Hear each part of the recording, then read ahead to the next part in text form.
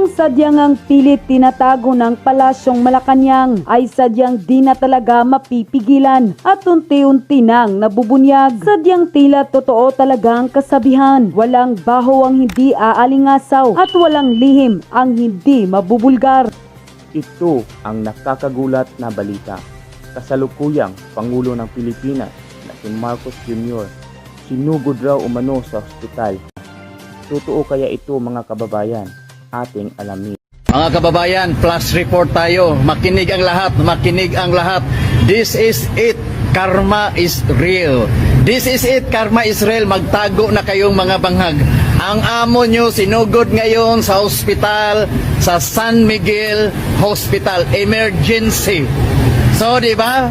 Nangyayari na ang mga sinasabi ko. Di ba, mga banghag? So, magtago na kayo sa mga lungga nyo. Dahil ang amo nyo ngayon ay nasa critical. Di ba? Sabi ko sa inyo ayaw nyo maniwala di ba? Times come na, di ba? So ngayon, nasa huli ang pagsisisi. No, nasa amin pa rin ang huling halakhak. So ngayon, iiyak kayo ng dugo. Magtago na kayo. So yun nga, allegedly si Bangag ay nasugod na naman sa ospital. Napag-usapan nga namin, alam mo, kung mategi si Bangag, for sure tatago nila yan.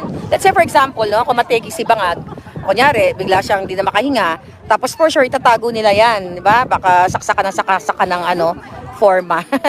Para nasaksakan, tapos itatago nila, kunwari nasa bakasyon, dapat, yung mga puting ahas ko, please confirm kung saan ospital, kung nasugod man siya, let me know. Pero again ang sinasabi ko dito sa inyo, may nakarating sa akin information, 3 tao, so totoo ba?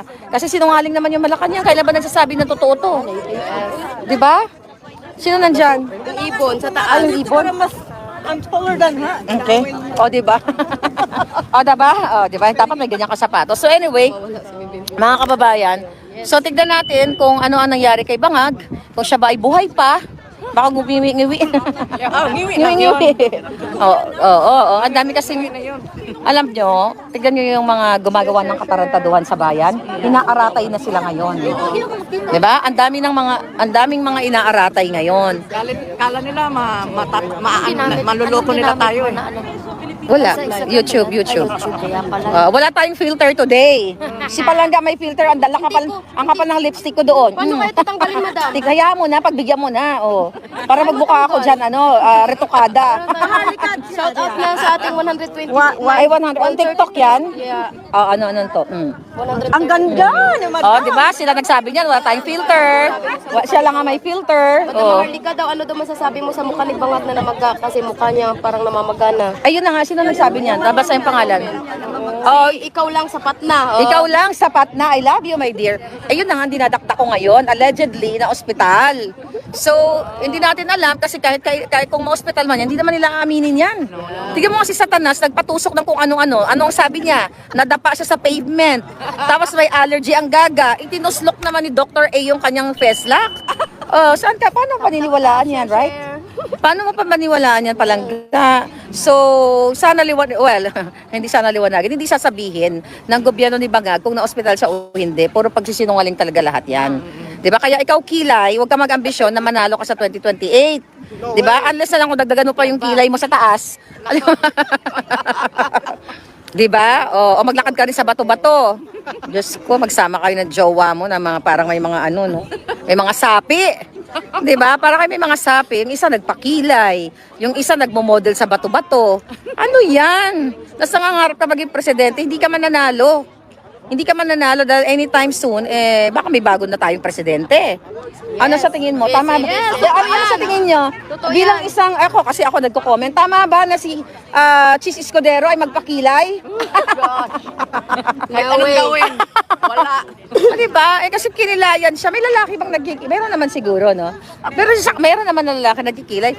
Pero talaga. Oh my God. Kilay is straighter. Anyway, naabangan pa rin namin dito. Si waiter. Di si Kilay. So inaabangan pa rin namin kung darating si Vice President. But it's 4:48 na dito sa The Hague. So andito pa rin kami. Kaya na pa napag-chika-chika. Nakikain na ako ng empanada. Nakapagkape na ako. Nachismis na nila yung mga kapitbahay nila. So andito pa rin kami. Sama-sama. O, diba? So anyway, ayan po yung background. Ay, penitentiary. Kung pwede nga lang lumipad ako. Kung minana ko lang talaga yung gahom ng lola ko. Alam niyo yung gahom, yung power. Kung nilunok ko lang, pwede na akong lumipad na parang aswang at dagitin ko si Pangulong Duterte. Ha? Media? Yan sila. Media yan. Media sila. O, ayan mo na sila. Media rin tayo. Social media. Alright, so yun na lang muna, my darling. At baka darating si Inday, kaya may media na. Nag-aabang sila. Pero 5 na eh. But anyway, kung darating naman si Vice President Sara, nandito lang naman ang alindog natin. Ay, Di ba? O, ba't ang ganda ko para ako manika? Ang dal daw, madami mga membro dito ni Madam Satanas. Tingnan mo dito para ako manika dyan. Ang dami daw membro ni Satanas dito. Saan? Dito, binabash ka. Di boljakan mo. Uwi ka daw ng Pinas para makita Oh, mo yung excuse anak mo. me, hindi ako nakatira dyan sa Pilipinas. Gusto niyo ako bigyan ng bahay, uwi ako. Dali. Yeah? Oh, pamasahe, dali. At gurgurin niyo muna yung lahat ng mga bangag sa kanilang pwesto. Oh, ba't yung apawin dyan? Sige, mga away na tayo dyan. Dito, vlog mo naman yun. Awayin ko, gusto mo? Awayin mo, madam. Hoy, hoy, mga jutang dyan na kayo. Unang-una, hindi ako bobo na katulad ninyo. Na uuwi, na alam mong gugurgurin ako sa airport. Kung uuwi ako, ibig sabihin tanga ako katulad nyo. Bleh. Okay.